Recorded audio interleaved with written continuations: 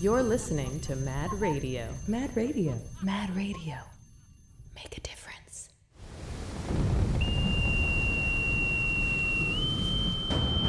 Quick, me lads! Hoist the rigging! Aye, Captain! Splice the mainframe! Batten down the hatches! Aye, Captain! I'm going below deck to get the show started.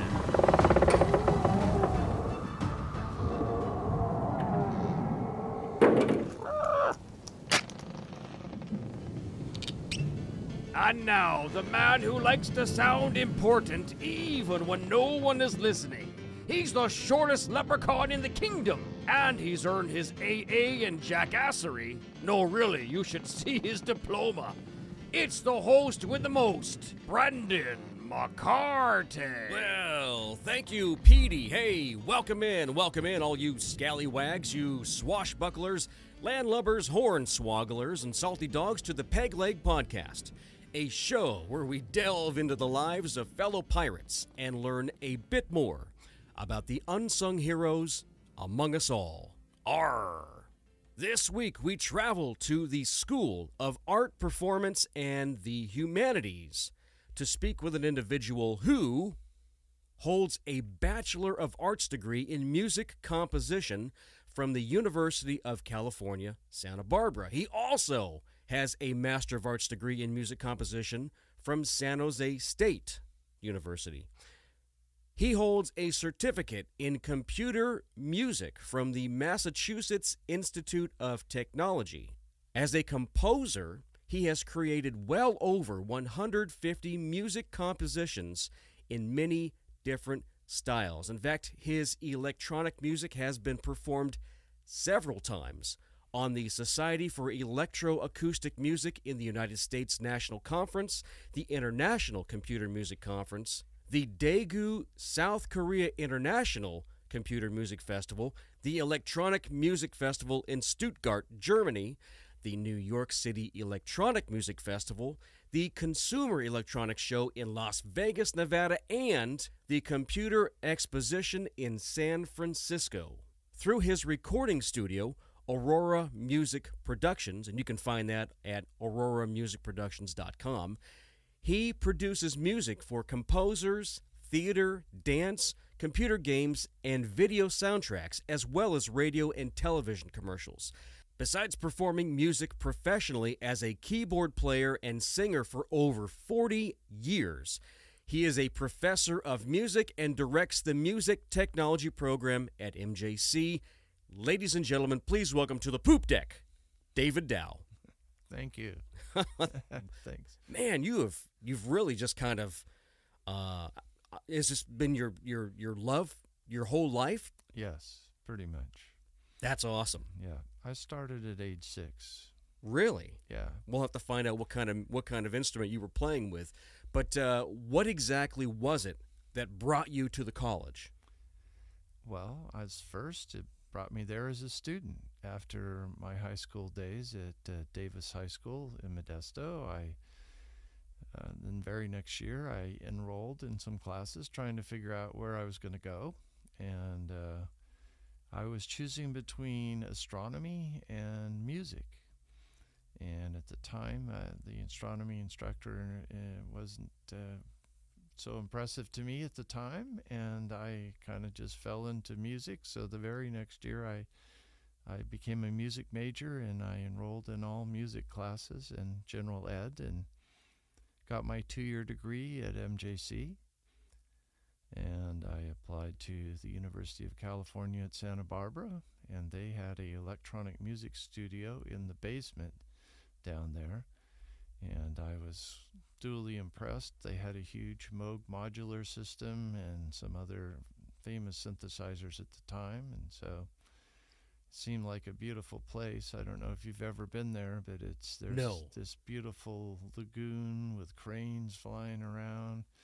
In the student center, you're facing this, and just over the berm there is the oceans right behind it. Oh, so wow! It's a very beautiful place, and so it made it easy to go to school there, obviously. Yeah, well, not so easy. No, I mean, you get pulled away by the ocean. Sure. And other things going on. There's a town right there called Isla Vista that where all the students live, and so that's where I lived. But bike into the campus and did my Bachelor of Arts there, mainly focusing on music composition. I was a double major actually in piano and music composition.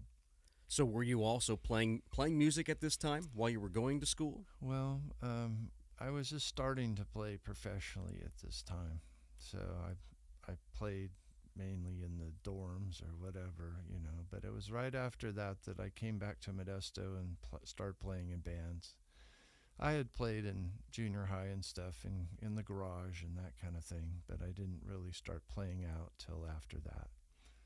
So that was about 1977 where I started playing professionally. Okay, all right. And we were kind of a minority there at Santa Barbara. It was more of a classical music program. They had a big harp program there, and a big vocal program. So, but we had our composer concerts and that sort of thing. And so I came back to Modesto and played in a band. I formed a band called Collage that played for 5-6 years here in Modesto. And then that's when I came to MJC, about 1977. I was the first music lab aide for the music department. So, and I reunited with my mentor, Shirley Woodward, and her husband, Lewis, was the opera person, and Shirley was the piano and music theory person. And she's the one who has encouraged me to go to UC Santa Barbara and to follow my electronic music. She felt that was where I was destined for. So, and she was right. And I came back, and we started at that time in 1977 something called the Manuscript Madness program, which was gave students cash awards for compositions. So we tried to encourage them to write down their music instead of just playing it, write it in music notation. And some other people at the same time in the English department and other departments were kind of just doing the same thing, and so we all banded together and created the Celebration of the Humanities competition. Wow, so it has been around for quite some time. This is the 47th year. Amazing. And so English and music and art and photography and eventually dance and theater and pretty much anything in the arts, poetry, storytelling. So it grew into this very large competition, and we give out around $6,000 to $7,000 worth of prizes every year to students for their original works. So that's where it all started. And pretty proud of that, being able to help students. But anyway, I stayed around for 5 years in the music department, and I was playing in my band, Collage, around town at various venues. And then after that, I decided it was time to get my master's degree.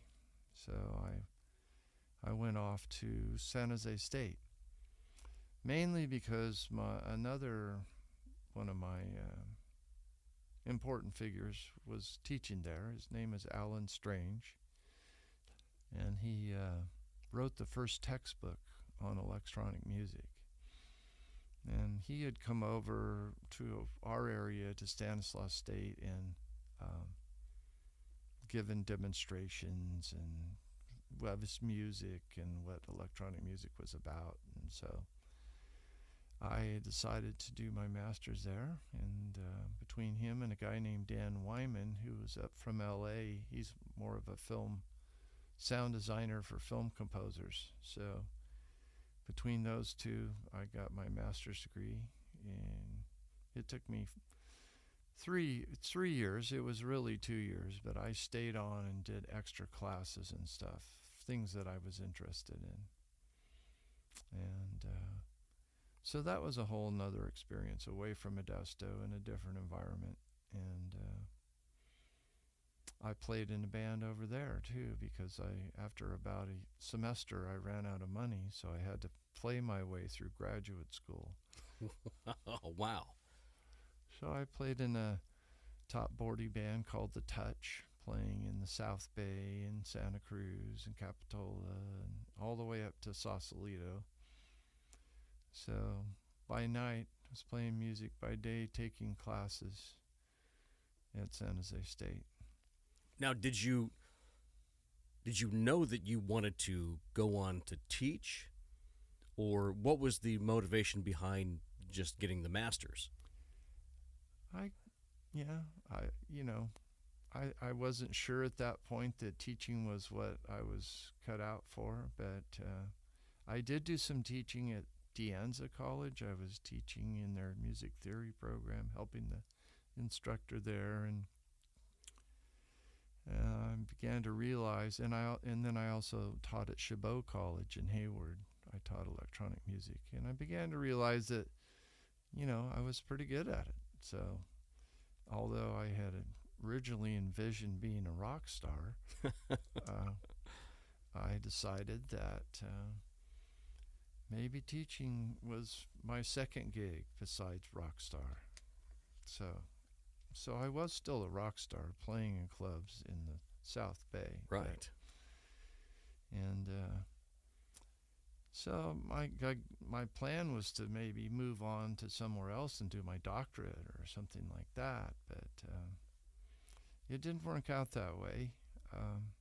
A sabbatical replacement came up at California University Stanislaus in the music department, and my mentor Alan Strange told me I should probably go over there and try that out and see what it was like, to see what full-time teaching would be like. So I took it, and I was replacing Deborah Kavash, who was the theory teacher and composition teacher there, while she went to Sweden to learn extended vocal techniques. She's also a singer. And it was trial by fire. I mean, I jumped in there doing the first and second year theory classes and the sight singing and keyboard sections, and I was teaching electronic music there, and also at Chabot, and also I had a class at MJC. So I was what we call a freeway flyer. Sounds like it. Yeah. Well, a lot of part-time college instructors have to do that. They fly from one college to the next, So that year I was not only full-time, but I had some part-time gigs still going on too. So that was pretty hectic. And but I survived that and moved on, and I kept teaching at Stanislaus, still in electronic music, but not in theory. Deborah Kabash came back. And I was still at Chabot, and I was at Delta, and I was at MJC.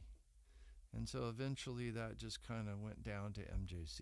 So I started on piano, and then I created the electronic music class there. So put that through and slowly added more classes, building up what eventually became the music technology program. So it took several years and certain things to happen. We actually got a donation from a person who was a vice president of, not instruction, but one of the big vice presidents, and her husband, Al, Gina and Al Rose, donated. They had a recording studio in their garage, and they decided they didn't want to do that anymore. So they donated all their equipment to the school. And so I turned that into a recording class. And we originally housed it up above the band room. And there's a loft up there with a window you can see into the band room. So it was really a horrible place because all the blowers for the air conditioning and stuff were in the next room, and ductwork was going through there. Oh my gosh. And it had bricks, and it had a vinyl vinyl floor. And the sound-wise, it was not a great place, but it was a place, and that's where it all started. So beyond electronic music, I was able to, the electronic music class, I was able to make an advanced class, so we had 2 classes, and I began doing concerts with the kids at that point early on, in the 80s, actually. And we were doing concerts at Stanislaus State with that electronic music program. And then we added the recording class, and so, like I said, it just slowly built up, and eventually I turned that into a skills recognition award, so the students could take 17 units of classes and get a skills recognition award in recording arts. Wow. So, which is pretty amazing, because part-time teachers don't usually build whole programs. It's unusual, but Well, that's good that everything just kind of fell into place over time. yeah, the donation of the recording equipment helped, and just learning how to get it through curriculum and how to get the whole thing. And then my dean at the time, Mike Sundquist, was very, encouraging and helpful. He knew all the ropes of how to do the skills recognition award and all that, so he kind of trained me how to get that going. And we did add another. Well, I had another class, because I'm a jazz keyboard and rock keyboard player, but I had this class in jazz keyboard improvisation, and I had that for about 4 years, but it was very hard to get enough students in there. We have to have a certain minimum number of students to make that go. Right. And I was out advertising and grabbing students and trying to get them into this class, because they needed to be at least like not a beginner, but almost an intermediate to be able to really benefit from the class. So eventually I had to give that one up, but I started another class called Music Production for Multimedia, and that later became part of the certificate and the Skills Recognition Award.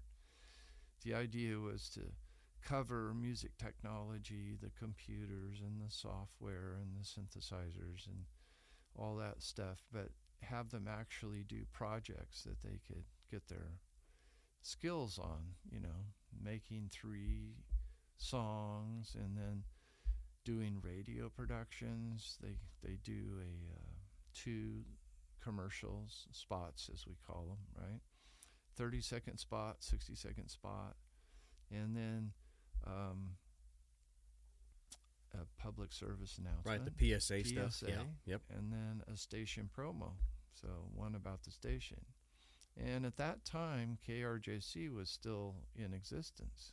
Yes, I went through the program. Yeah, it was amazing, amazing back then. Yes. And so John Giorgio was who was the lab person for the radio program, and eventually became the lab person for the music lab. He was very helpful and instrumental in helping me to get that part together, and he was a long-time music lab person, I think 10, 15 years, so we had a great relationship on that, and he was the radio segment of it. Unfortunately, with this we've got a new video and television program and podcasting and new media. We weren't able to include the radio in on that, but Yet. Yeah. Hopefully it'll come. It will. I think so. Yeah.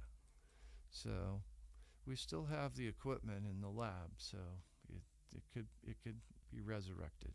Well, I can't wait to see what happens. Yeah. It's going to be fun. Yeah. Yeah, for sure. If you would, kind of give us a glimpse as to what your childhood was like, where you grew up and such. Well, I born and raised in Modesto, California, I grew up here. Like I said, at age 6, I asked my parents if I could take piano lessons. Before that, I used to listen on the phonograph. I know some people don't know what that is, but we call them turntables now. Right. They had these Time Life record collections that had all these different styles of music and famous classical pieces and jazz pieces and rock and all varieties. So that's where I kind of got my love of music, listening to that, and I decided that I like classical music, I like jazz, and so I just wanted to learn. So started taking lessons from a Mary Cunningham was her name. She was a teacher in Modesto for many years. And after about 2 years, it was, harder. But my parents encouraged me, so I kept playing. And I played all the way into junior high. About that point, I was wanting to do more rock and roll music, and my teacher was more classically oriented, but she tolerated me for a while. What was something that you wanted to cover? The Doors or the Beatles, absolutely. or Yes. At that time, late 60s, Jimi Hendrix, Led Zeppelin, all those kind of groups, So they did have sheet music for that, so I would play these pieces on sheet music and began experimenting in the garage with friends, dragging my dad's chord organ out into the garage, and Keith Irwin would come over with his drums, and somebody else would bring a guitar, and we'd start playing music. Now, did you have a setup kind of like Ray Manzarek from The Doors, or nothing like close? That. No. This organ that I'm talking about, it's a Hammond organ, which is Hammond's a famous brand of organ. But it only has keys for the right hand. On the left hand, you push buttons to make chords. Interesting. And it's kind of like an accordion. So you've got, with your left hand, you're playing accordion. And the right hand, you're playing the keys. That was one of my dad's favorite pastimes. He'd go in the living room and play the chords, and he'd play What a Friend We Have in Jesus, and he'd play this piece over and over. He just loved it. So, that's all I had at that point. We had a spinet piano, basically, which is a very small piano that I learned on. But then in high school, after I kind of stopped lessons maybe for about a year, and then at Davis High I ran into this guy that was the noon duty supervisor. He had a beard, and he was kind of a hippie. Of course, we all were in those days. But anyway, so he taught me blues piano.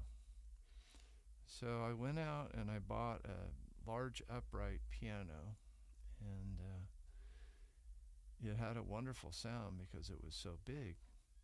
And I stripped all the finish off it and made it natural oak and re-varnished it and re-chromed the pedals. It was in pretty bad shape to begin with. And then you started playing the bars after that, right? Yeah. with the blues music? Yeah. Really? Yeah. And I actually played 4 or 5 gigs where we took that upright piano out to the gig. Wow. Yeah, it took like 4 or 5 guys to lift it into a pickup. And then I had a microphone and a speaker system, and yeah, it was totally impractical. One time when we brought it back, there was only 2 of us, and we almost dropped it off the thing. So, but yeah, I haven't thought about that in years, but that's how I did it. After that, though, I have to tell a story, I guess.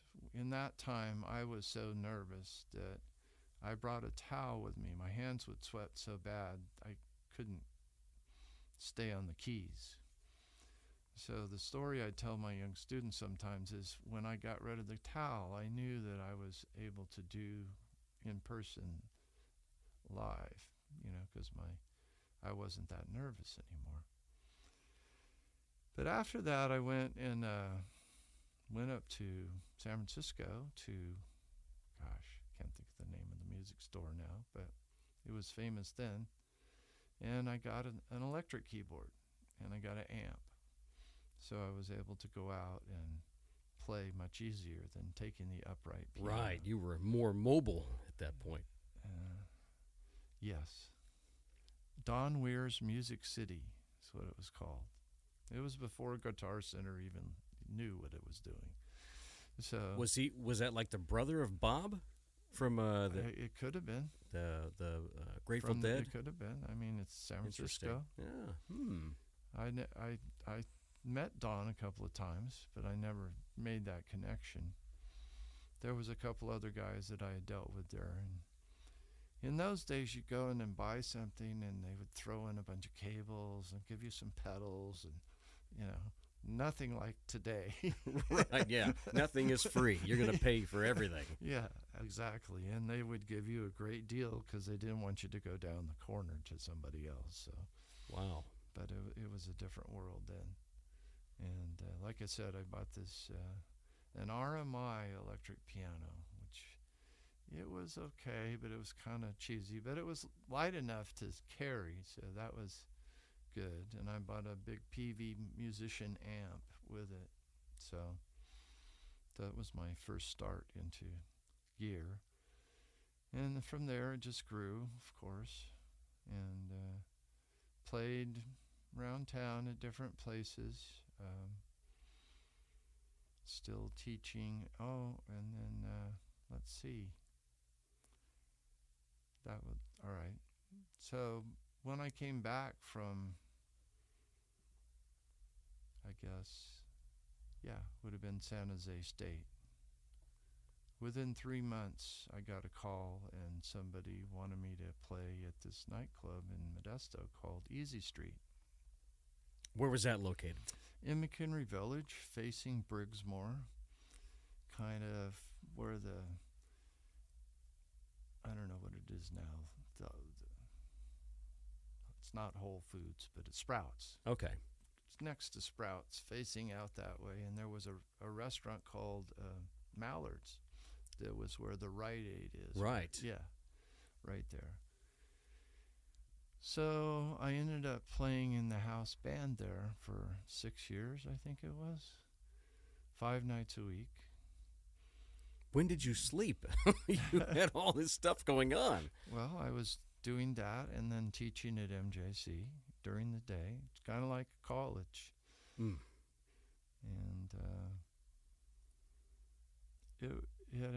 we had a great band there, some of the best players in town, and playing 5 nights a week, you're pretty well, very tight, and we learned 4 songs a week, so I learned 1,000 songs probably at least, or more, playing there. And it was very popular. We had a time though where the owner decided to leave and go up to Reno, and he took part of the band and went up there, and the rest of us kind of stayed at this place called Memory Lane, which is now Vieira's. And then we came back, and the guitar player bought into the club with some other people, and kind of the second reincarnation. So I honed my skills playing in that band. And of course, by then I was using 6 keyboards instead of 1. Had a whole setup on stage, and the beauty of it, we never had to take it off the stage because we were there every night. So that's really nice. That makes it easy, yeah. Yeah.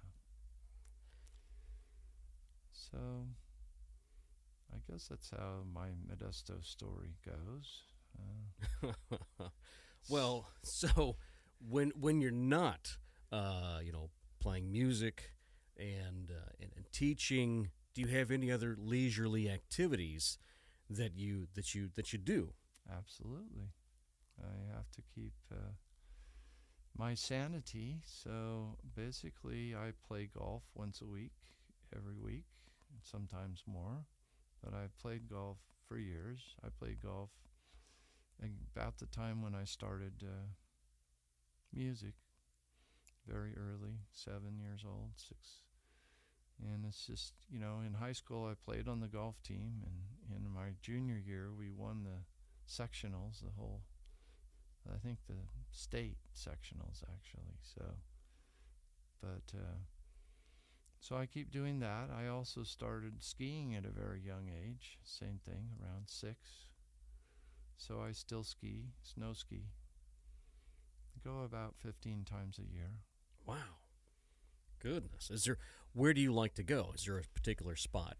Well, I've started out at Dodge Ridge here above Modesto, and then as soon as Bear Valley opened, I went over there, and I've skied at Bear Valley for years and years and years. And other places, I've skied at Kirkwood, and mainly the stuff that's closest to Modesto, but also Sugar Bowl and Squaw. Well, it was Squaw, now it's Palisades, and Mount Rose. I've skied at all of them pretty much. Up and down the West Coast. Do you go? Are you the Black Diamond person? You're all the way at the top at the hard.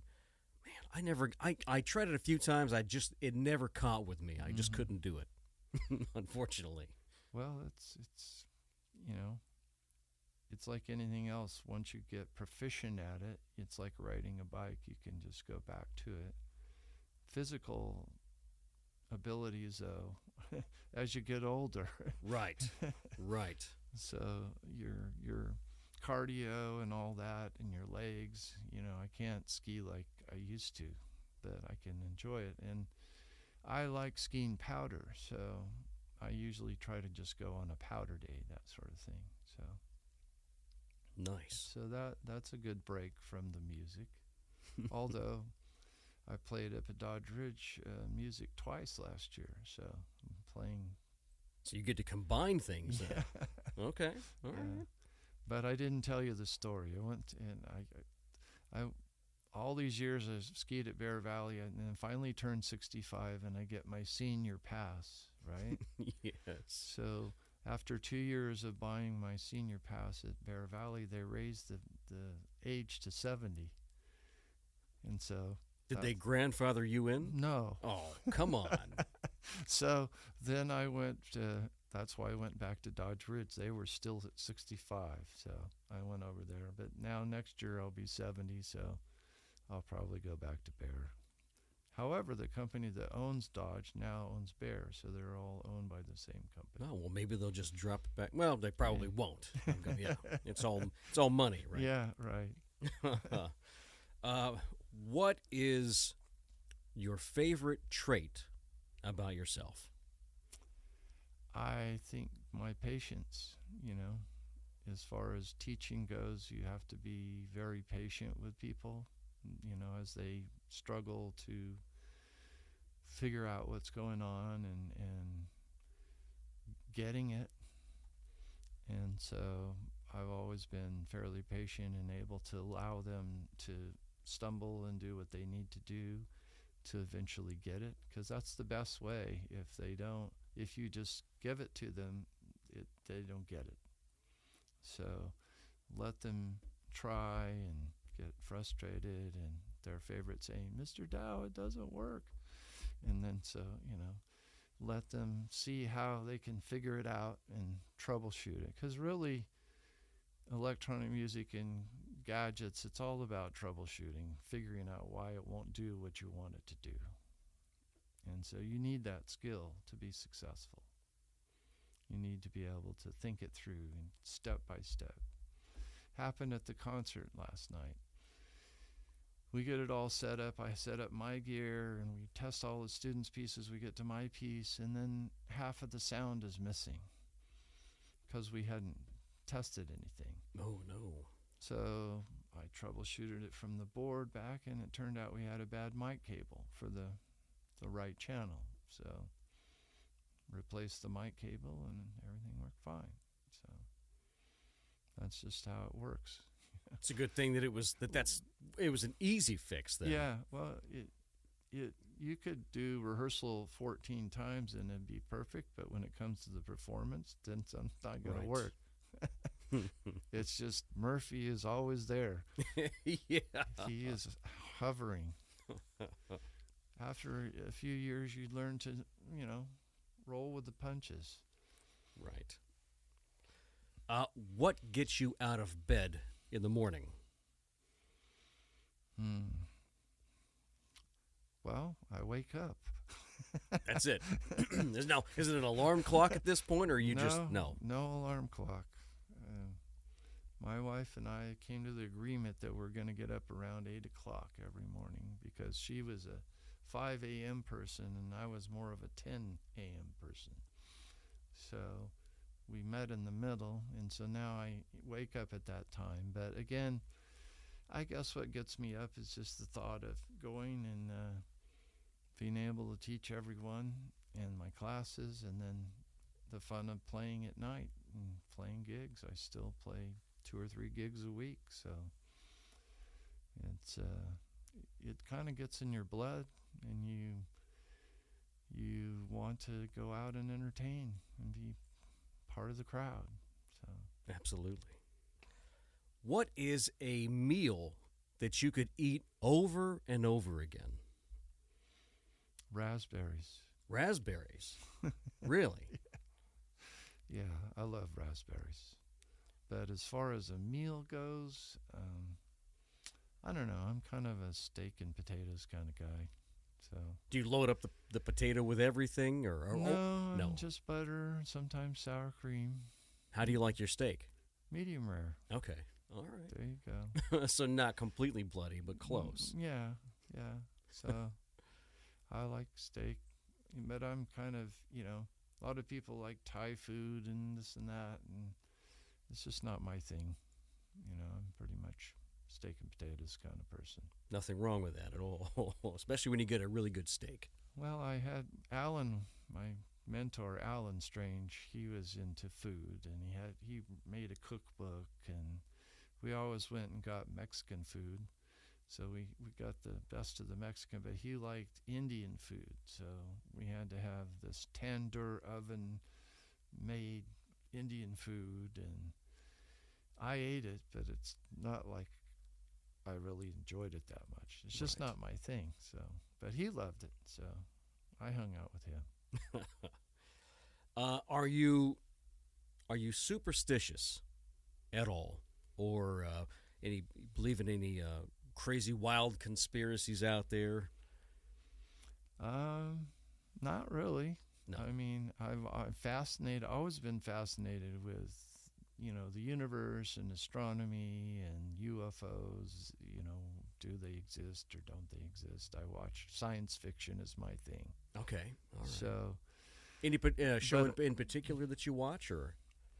Well, it's whatever the flavor of the day is. But currently we're watching this thing called Roswell, New Mexico, which is, of course, about aliens and humans. And right. It's more of a drama than science fiction, really. But I've always been a big Star Trek and that sort of thing, Star Wars, all of that. Again, I've never seen a UFO, and I've never met an alien that I know of. Yeah. So until I do, I probably won't be a true believer. The truth is out there. Yeah, that's what they say. Also, X-Files. Yes, I was a big X-Files fan. But, yeah, me too. Love that show. But I think the possibilities are good that it could happen, for sure. Who has been the most influential person in your life? Well, I would say that as far as my career and all that, definitely Shirley Woodward and Alan Strange both were my mentors. And I think in any academic or career-oriented thing, you need someone who's going to nurture you along and push you in the right direction and give you the advice that you need. And I'm sure I'm a mentor to others too. So I think it's pretty much required. you need a mentor, to someone who you can identify with, and you want to be like that, and that's my goal. I want to be able to do that. Excellent. Where is some place you would like to visit, and why? Okay. Well, as I've gotten older, I've been lucky enough to go a few places. They weren't exactly maybe what I wanted to do, but I've always wanted to go to Chamonix and the Alps in Switzerland to go skiing. Oh, okay. And just the whole culture over there of how they live with the snow and the little villages and that sort of thing. So that's been my kind of place that I've always wanted to go. Skiing there's a bit different. They have lifts, and then you ski for miles and stuff, It's not like a confined ski area type thing. So that's always been a goal, and I have a friend, John Hillebrand, who he'd like to go too, so maybe someday we'll get to go. Well, yeah, so you're going to make that happen then, right? Yeah. Within the next year or two, possibly? Maybe. Maybe. We hope. He's a busy man too, so he's a musician as well. Nice. If you could, so this question has changed a little bit over time. I used to ask, and you know what, I'm going to actually give you the opportunity to decide which one you want to answer. Either could you name 3 songs that are a must-have in a playlist that you have, or because you and I are of the age to where we can remember actually having albums, what are 3 albums that would be in your collection? Like if you only had 3 albums to listen to for the rest of your life, what 3 would they be? So I'll let you choose either 3 songs in a playlist or 3 albums for the rest of your life. Well, that's a hard choice, but I think that for myself it's a little different than other people because I live and breathe music all the time. Yes. It's like it kind of becomes like I don't have to have those albums and things because I'm just doing it all the time, and people often ask me that, but I do have my favorites from the old days, and of course Dark Side of the Moon is probably one of my favorite albums of all time because it has its electronic music element to it. I'm also a big Steely Dan fan, so I guess Donald Fagen's Night Fly is one we listen to daily, pretty much, so I'd have to say that. Really? Yeah. And then I don't have much after the 90s. Well, that's music, I can totally understand that. Music yes. kind of ended for me there as far as that goes.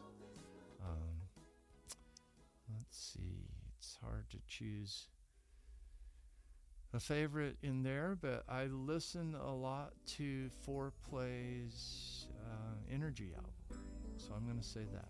Okay, those 3. Excellent choices. I don't know if you're familiar with Fourplay. Yes. Okay. Yes. So I'm also a jazz fusion kind of, and so I think that Bob James is one of my favorites, along with the Yellow Jackets and Rippingtons. And, what's his name? Anyway, those kinds of things are my favorite style of music, pretty much. Back when they actually made music. Not when like today. When they played it. Right, yeah, when they played it, yes. Yeah, I think one of my biggest inspirations has always been seeing a great player and then, wow, I want to be able to do what they do. Right. And I'm not sure folks feel that way anymore. I mean, as much as we did back then. No, it's still important, I think. Yeah. One of the things that I wanted to get into is Aurora music. Mm-hmm. Yeah.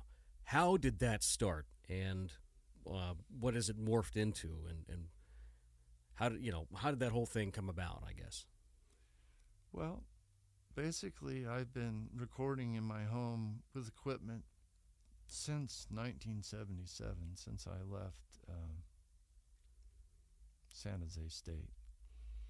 So it was never an official business. I was playing in nightclubs and doing all that and recording on the side. And what happened is at the end of the life of Easy Street, the business went down and they eventually had to, close and sell it off. And towards the end, they had to let the band go because they couldn't afford to hire us. It was 4 days a week in those days.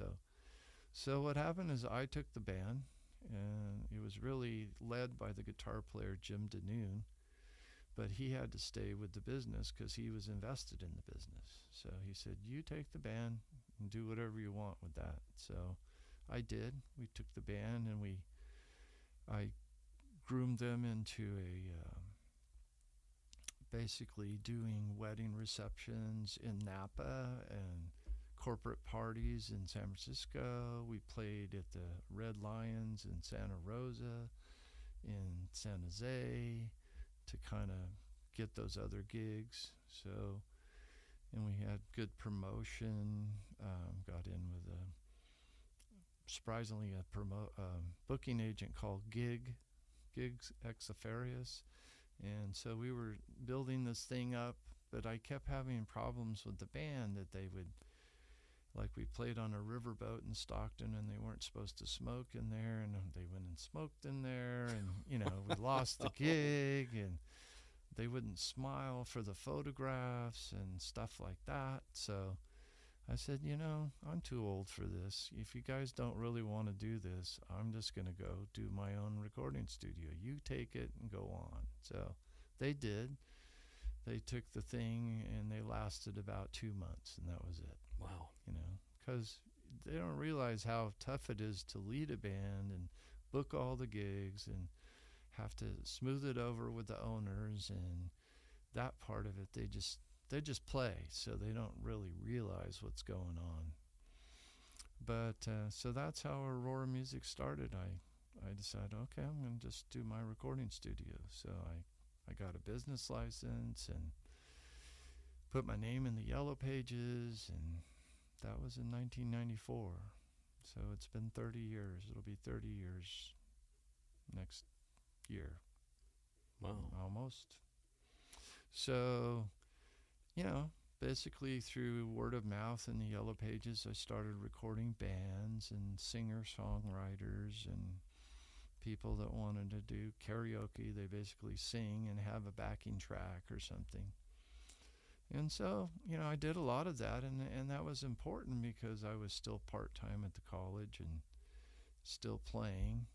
Eventually, I did get full-time about 10 years ago.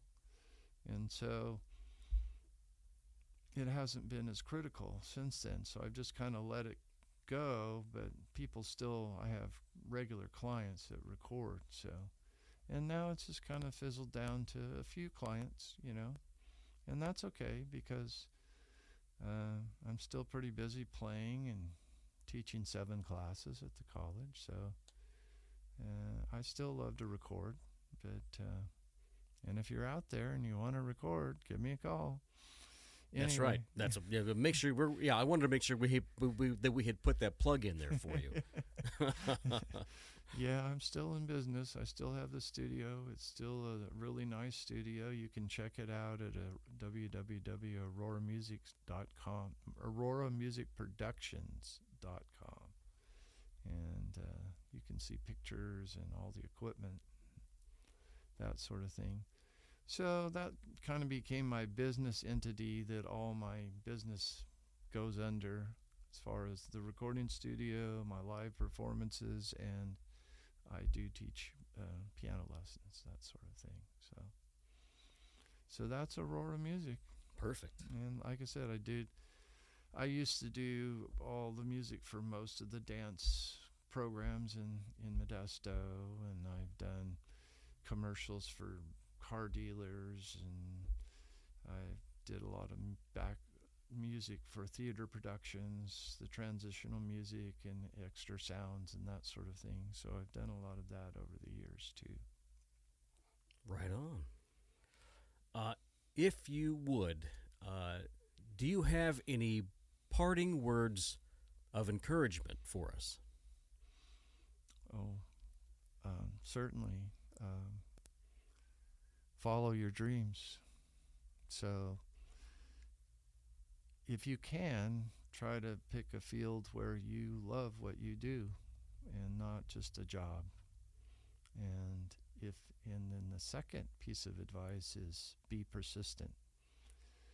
It's really the persistence that what counts in terms of not giving up, and just keep at it. If you fall down, you just get back up and you keep going.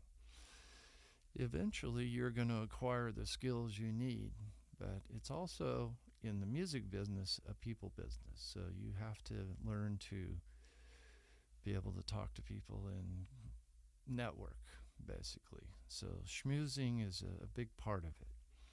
So I always make it a point in my live gigs to go out and talk to the people in the audience and ask them how they're doing and if they like the music, and it's all part of the promotion of doing your gig, doing what you like to do. If I had a regular job, I probably would have retired 5 years ago at least. But not now. I'm having too much fun. That's right. And I saw you just the other night at P. Wexford's. Yeah. Excellent stuff, yes. So, yeah, love playing, just out with the people, making music, trying to entertain, get people dancing, that sort of thing. Like I said before, it gets in your blood, and you just, it's what you want to do. Right. David, thank you so much for being here, for doing the podcast, for allowing us a window into your life. I really appreciate you taking the time to be here. Oh, thank you. Well, the winds are picking up and the barnacles are collecting on the bow. Time for us to set sail, me hearties. This episode was brought to you by the Theremin Horror Company. Oh man, look up that electronic instrument. It'll give you nightmares. Produced by myself. Edited by Patchy the Parrot. That's right, the one and only. And music by the Electronic Eskimo Egg Shakers. They do a great job. Hey, we need a lot more views on these podcast episodes, so tell your friends or your coworkers or your mailman. Trust me, they will be glad that you did.